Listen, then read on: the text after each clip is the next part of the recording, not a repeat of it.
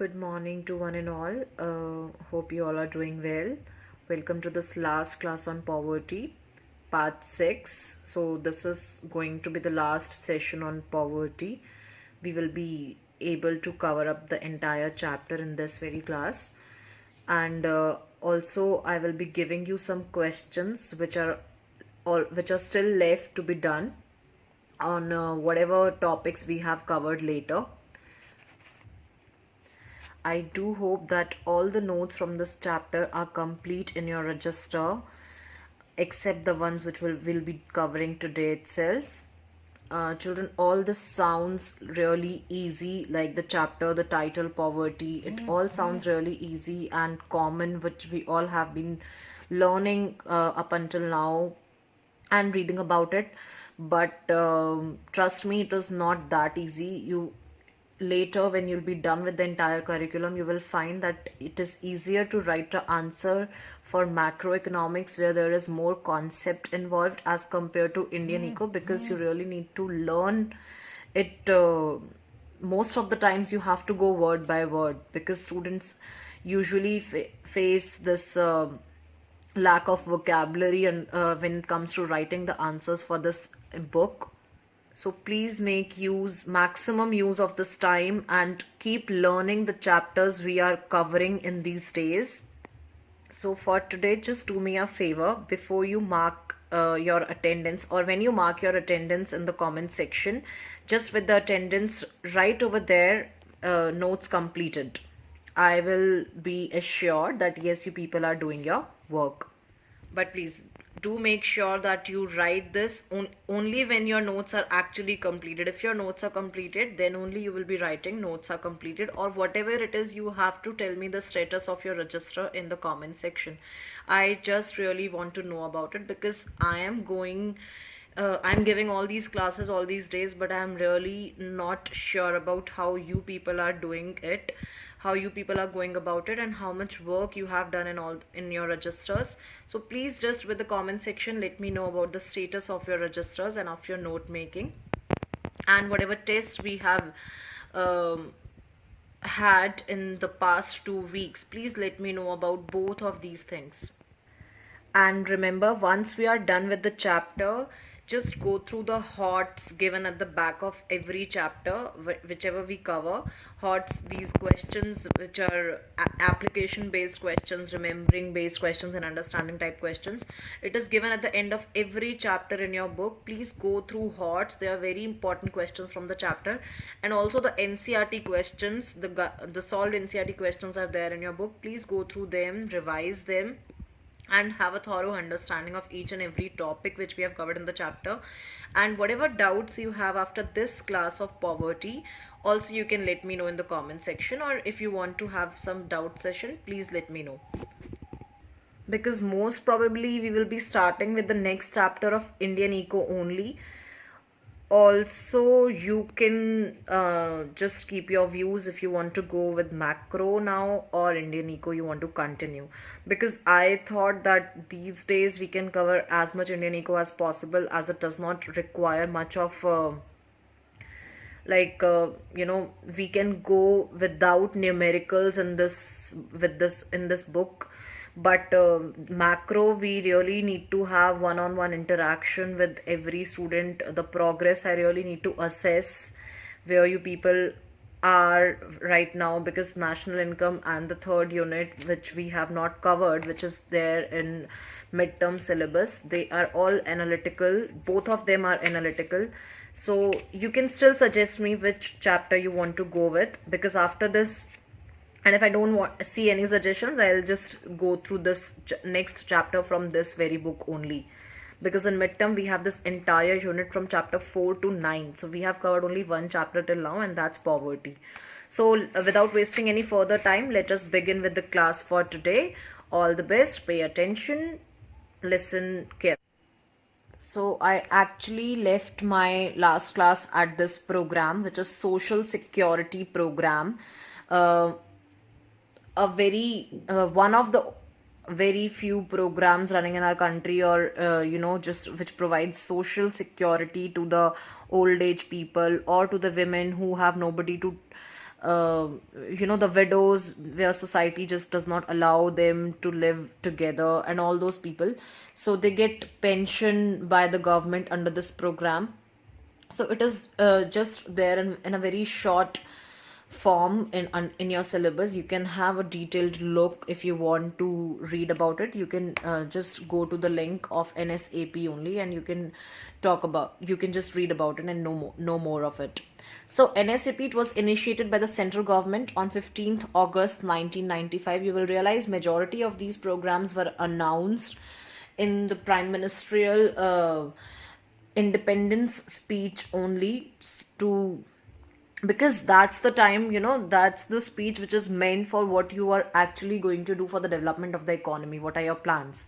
So prime ministers, many in the past, they all have taken that opportunity on that day to talk about developmental plans for the country, especially all these employment generating programs.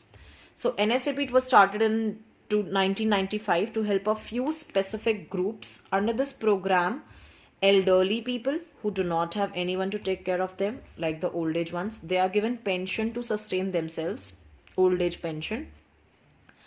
Poor women who are destitute, let me know the meaning of destitute in the comment section. Please find it. I will not be telling. Poor women who are destitute and widows, they are also covered under this scheme. So again, people have to register themselves under the scheme, obviously, to get the benefits, to avail the benefits. And yeah, so this is one of the social assistance program launched by the government in 1995. Some other program names only you should be knowing. In addition to the above mentioned programs, some more poverty programs were initiated by the government, like Pradhan Mantri Gram Sadak Yojana, which is about the maintenance of all weather roads in rural areas. Gram Sadak. Most of the times you will realize that the name suggests a lot of things. Pradhan Mantri Gramodaya Yojana. Gramodaya is Gram Uday, which is actually rising of the villages, development of the villages. So this program aims at providing all the basic necessities in the rural areas, be it electrification, be it clean drinking water, be it irrigation facilities. So central government, sends funds to the state governments under this program. Again, if you want to know more about it, just read it, go for it. And then we have Valmiki Ambedkar Awas Yojana, which is about, now to Pradhan Mantri Awas Yojana is running, which is actually providing people home loans at low interest rates. Also, the people who can avail loans under that Pradhan Mantri Awas Yojana should be the ones who have got no property registered under themselves. Also, they get subsidy under this home loan, and subsidy on interest rate also they get. So it's a good scheme currently being run by the government. You can learn more about it. So Pradhan Mantri Gram Sadak Yojana, Gramodaya Yojana, and Valmiki Ambedkar Awas Yojana.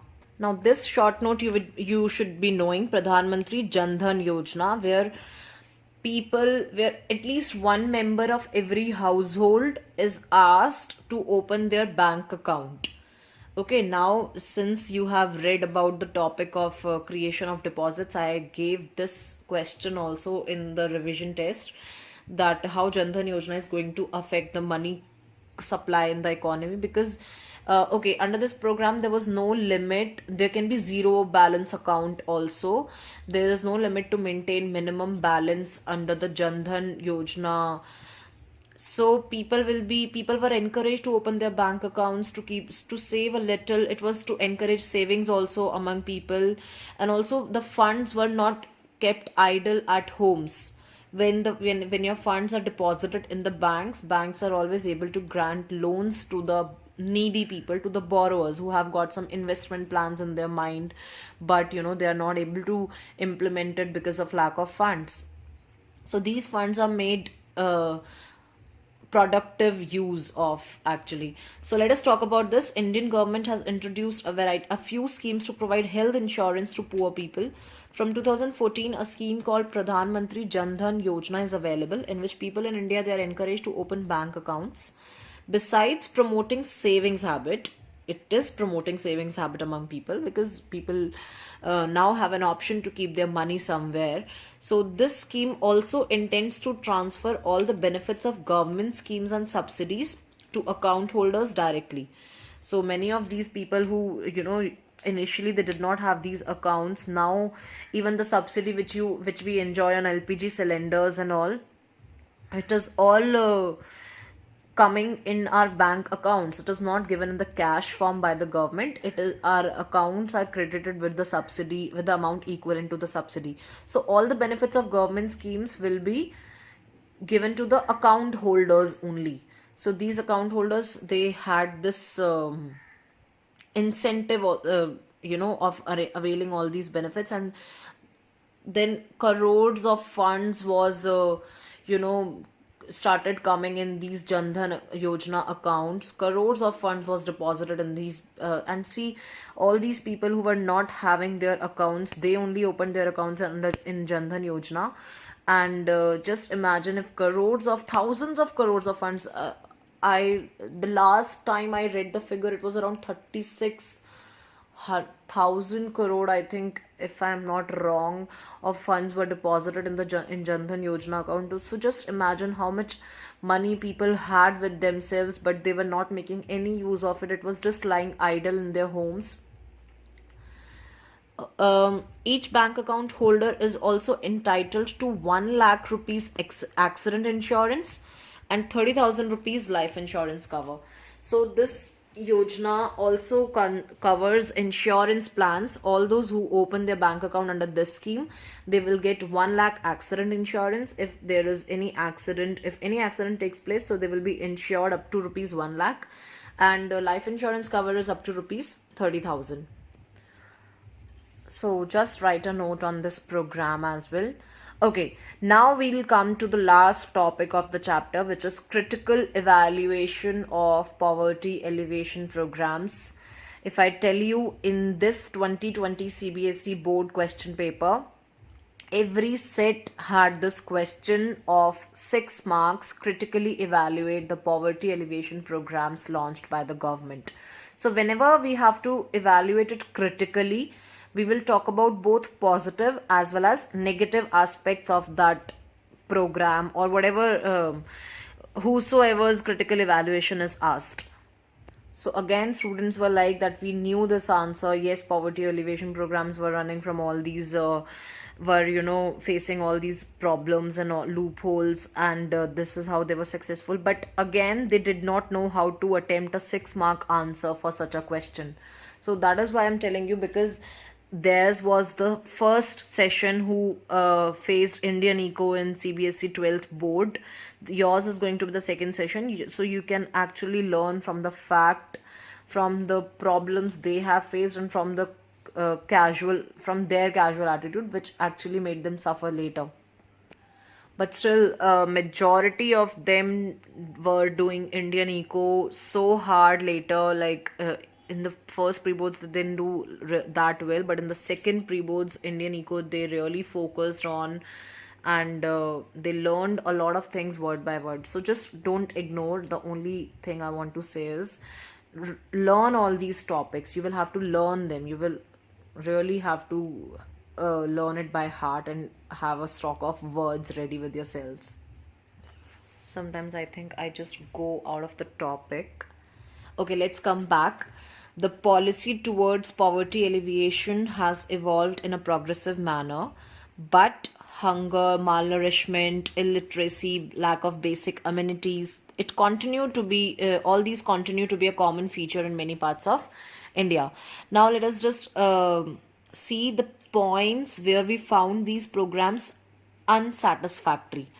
Okay, first is lack of resources. Obviously, in such a huge population where majorities are living, 70% of the population is living in rural areas, and almost 1/4 of the population is poor. So the amount of resources, the quantum of resources which were allocated under these programs was not enough to bring all the poor people out of the poverty line. So, as compared to the magnitude of poverty, the amount of resources allocated for these programs is not sufficient. Next is unequal distribution of assets. This has been the cause, and this will always remain the cause. Due to unequal distribution of land and other assets in our country, the benefits from poverty alleviation programs have been appropriated by the non poor.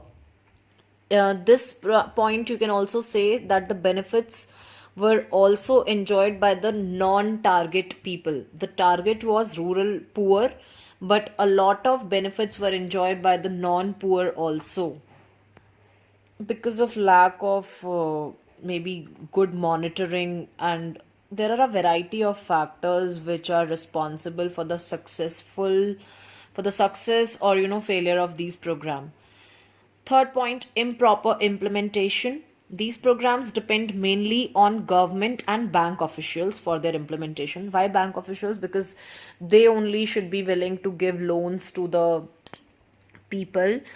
And banks are always they would always prefer to give loans to the rich people, to the rich section, to the high business class people, because there the probability of defaulting on the loan, of not repaying the loan, is less, because they think that they are eligible, they will repay the loan.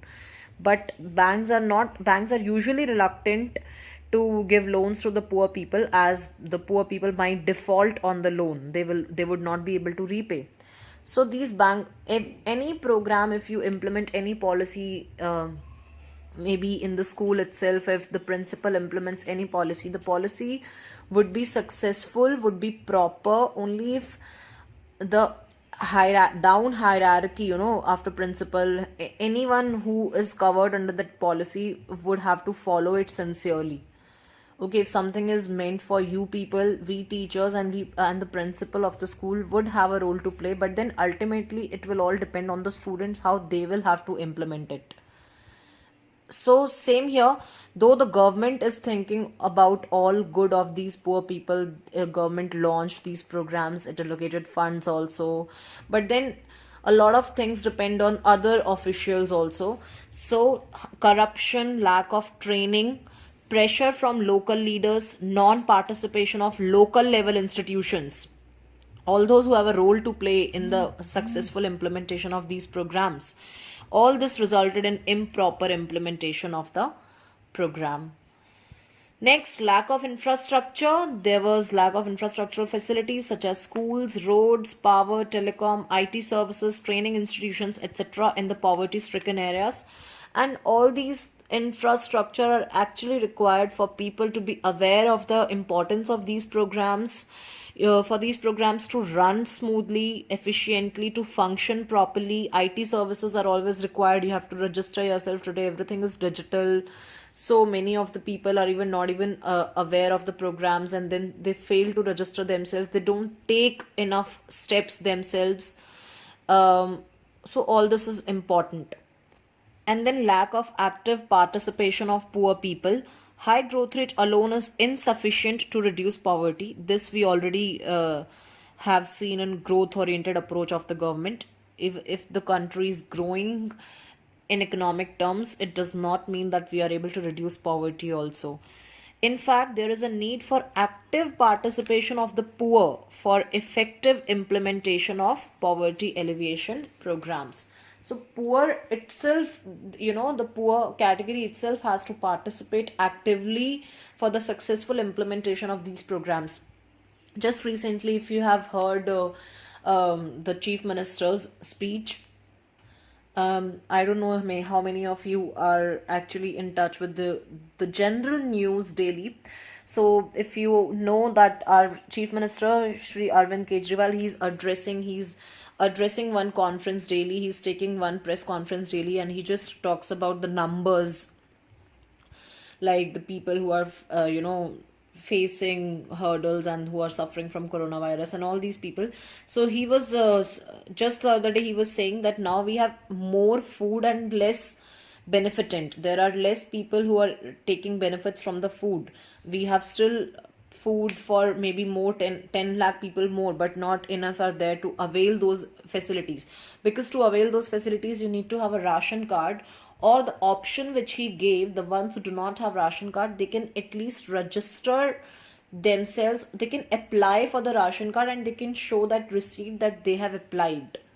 Then they can avail the food which is distributed free these days to all the poor people, to all the daily wage earners who are out of work, and because they are not able to earn anything, they are not able to earn their bread also. So I am just saying it all because now not many people are registering themselves under this ration card thing. They are not applying it because again it requires some infrastructure. Not many of them are aware that he said all this, because he said it on media, which is available. Okay, I don't know how many televisions are showing that daily conference every day.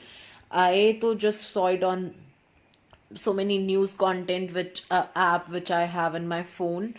So I'm still not sure that many people must be aware of the fact that he's saying all this, that you all can be beneficiaries if you apply for the ration card. You might not get ration card, but you would definitely get food. This is what he said. So people are also not participating actively because of in so these two points are actually, going hand in hand, because of lack of infrastructure, because they are not educated enough.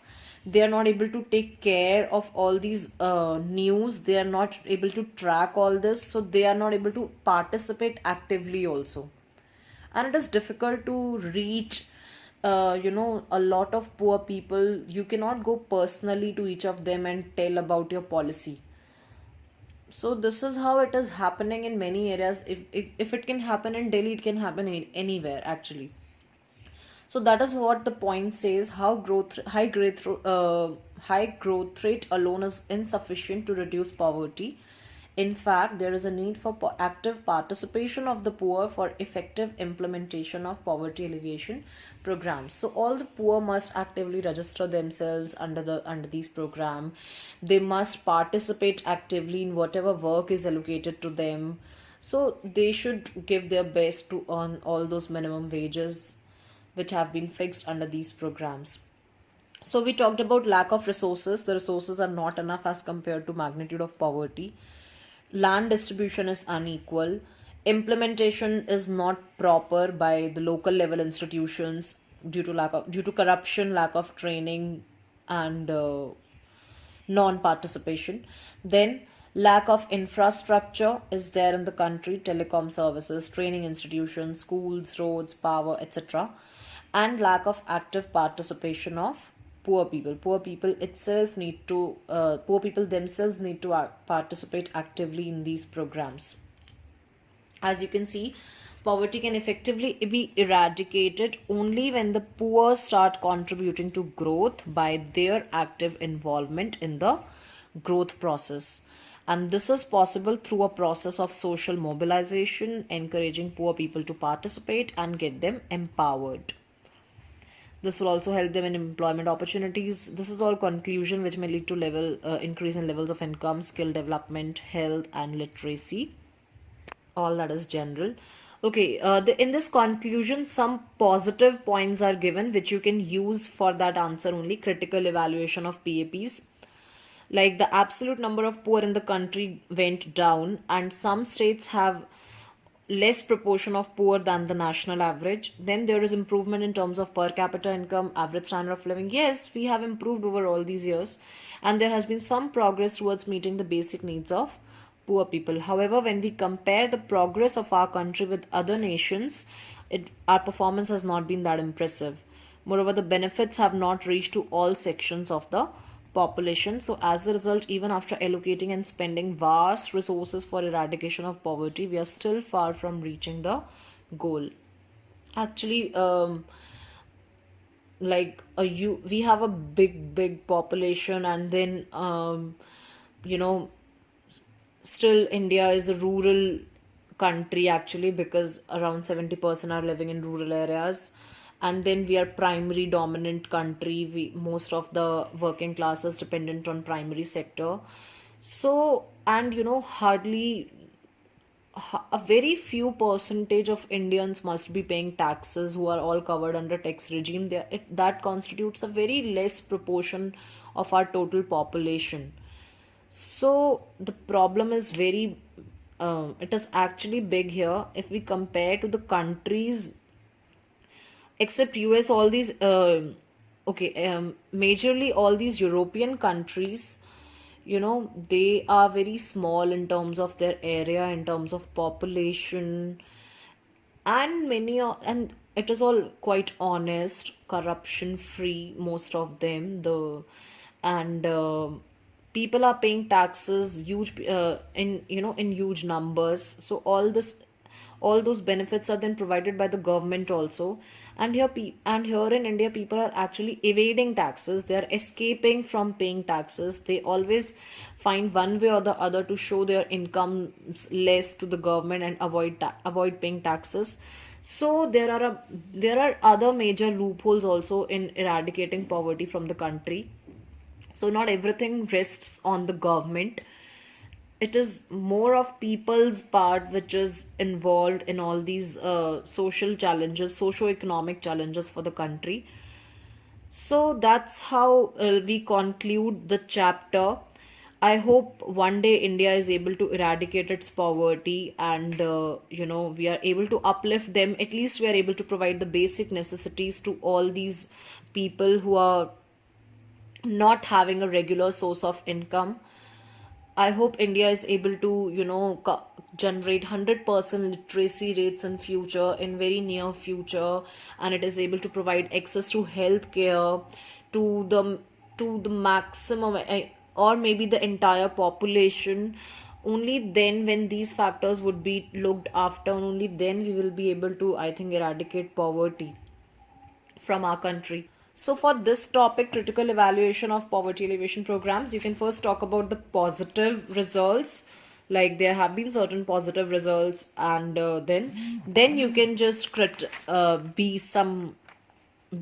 the critical opinion about it, and you can talk about the negative side of these programs where they are actually unsatisfactory. So with this we end the chapter. I hope it was fruitful. I hope you got to sensitize with the topic. I think that was my entire purpose, to create some sensitivity towards this major issue in the country. So after this we have these revision, the summary you will find for every chapter, and then on the next page these are the HOTS which I'm talking about, which includes the questions based on remembering, understanding, and application based. These are 4 HOTS given at the end of this chapter. And then we have NCRT based questions, guidelines to those questions. The solutions are also there. You can have a look at it. At all, there are 10 NCRT based questions. And then this is the additional section actually, which is I think not there in the old edition. Objective questions. This I have sent already through that PDF. There are matching type, there are true false, there are MCQs. Then we have this 1 markers, and then short answer questions, 3-4 marks each. You can just go through the questions once. And the long answer type questions, and the power booster. Power booster is not there in the syllabus. It is just for extra knowledge. So that's all for today, and do comment whatever I have asked you to. And this is the next chapter, human capital formation. Again, this chapter has got a lot of topics, so just we will be starting with this chapter only in the next class. The chapter is quite interesting, and it has a lot of information which we have not read about yet. So just go through the notes of the chapter, complete all the notes of this chapter poverty, and learn the chapter. Be ready for the test whenever it happens. Also just do the test which I have sent. Just complete all your questions, all the answers in the register. I have been saying it multiple times, and you people have no excuse not to do it, because nobody's reaching me for any doubt. So I am just hoping everything is clear. Otherwise, I'm all accessible. You can reach me if there is any doubt. You can talk to me. Also, just now it is the good time to think about your topics for project, and let me know whenever it is final. The topic I would all ask you not to take from the book itself, or even if you are choosing some topic from the book, just go in the depth of the topic, go to the depth, like cover everything which is not there in the book. Choose something interesting. A lot of things are happening in the world. You can choose any topic from the past scenario, or from something we are facing in present, or anything which interests you, where you can link the economic aspect to that topic. Please let me know, and then we can have some session one day on our project topics, because this is the best time where you can complete your draft over the project topic and have it completed, because later you might not get time. So that's all for today. Have a nice day. Enjoy, take care, God bless you. Do not spend so much time on your phones except for studying and gaining some good information. Rest of the times you should be just do something that makes you and your family members happy. Okay, God bless you all. Meet you in the next class. Take care.